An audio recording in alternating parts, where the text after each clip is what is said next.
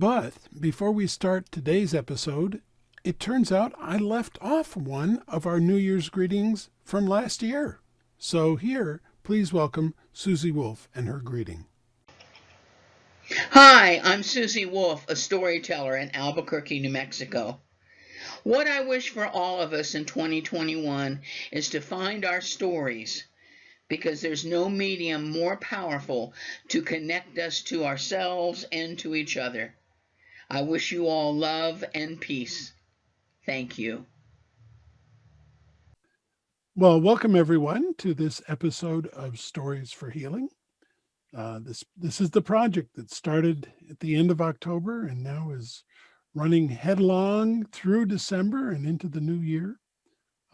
We are telling stories about healing, about reconciliation, about forgiveness, about growth, all those good things that we as people just need right now. I don't know that there's any end in sight of needing them, which is on one hand, not such a great thing, but I think we've needed these stories all along. And if this is the opportunity that brings them to us more frequently, well, so much the better.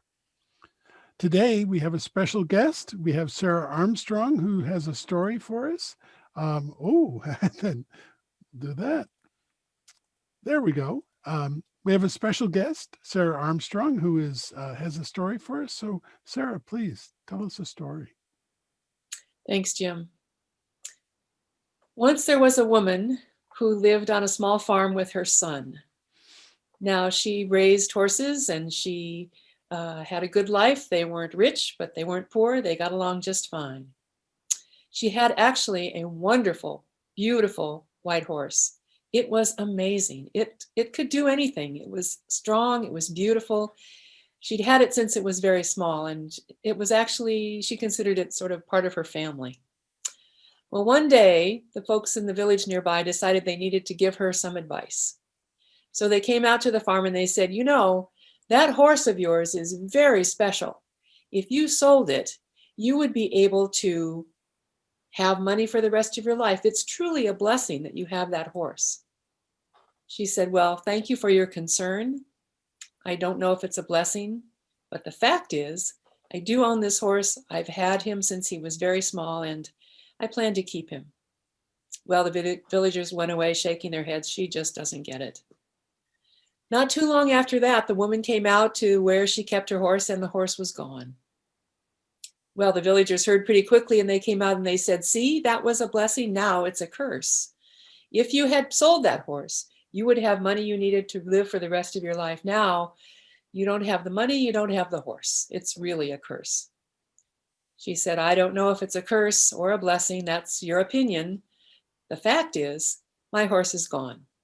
So the villagers went away again, shaking their heads. She still doesn't get it. Well, a few days after that, that horse came back with 11 other beautiful horses from the surrounding mountains. So now she had 12 horses. And the villagers came out again and they said, we're so happy for you. What a blessing. Your horse is back and you have many, many more as well. She said, well, thank you for your concern. I don't know if it's a blessing, but I do know that now my horse is back and I have 11 others. So I have 12 fine horses.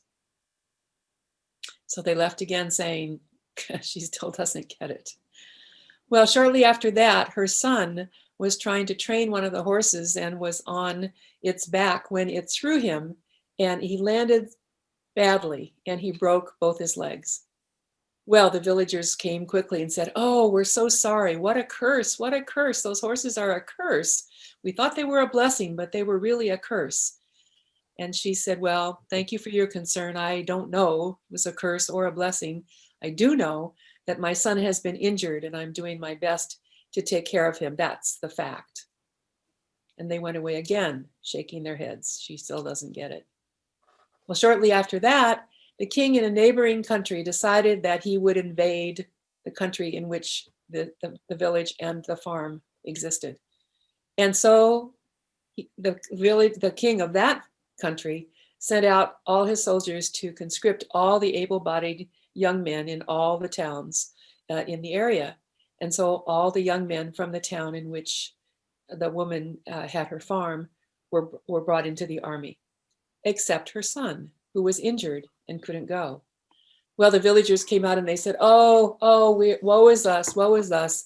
You're right, you're right. Strange as it seems, that fall was really a blessing, not a curse. Our sons are taken from us. They will go to war. They will all die. We're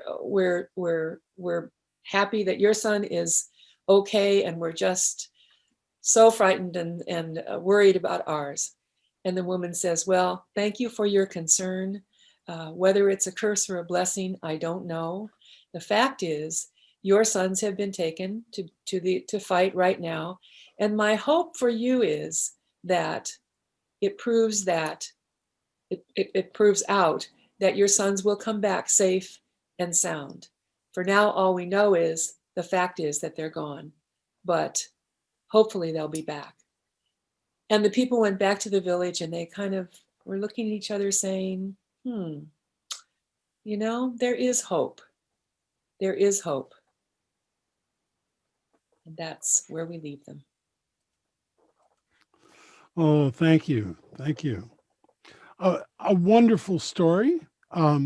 As we know, it's told in many variations, but Yes. I love that. I love that story as you tell it.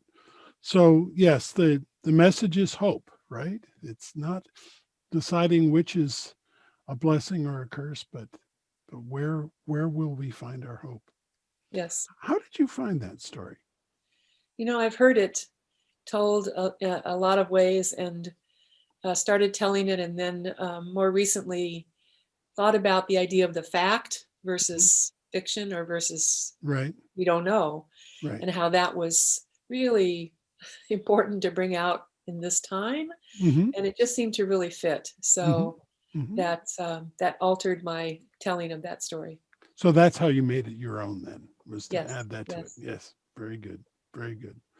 Yeah, I do think that we just need to be able to look at the world clearly and say what is actually going on, and that is often devoid of a particular point of view, and that when we find ourselves in a spot that isn't so good, we can hope. Okay. Right. Thank you, Sarah. Thank you, Jim. All right, so folks, another episode of Stories for Healing.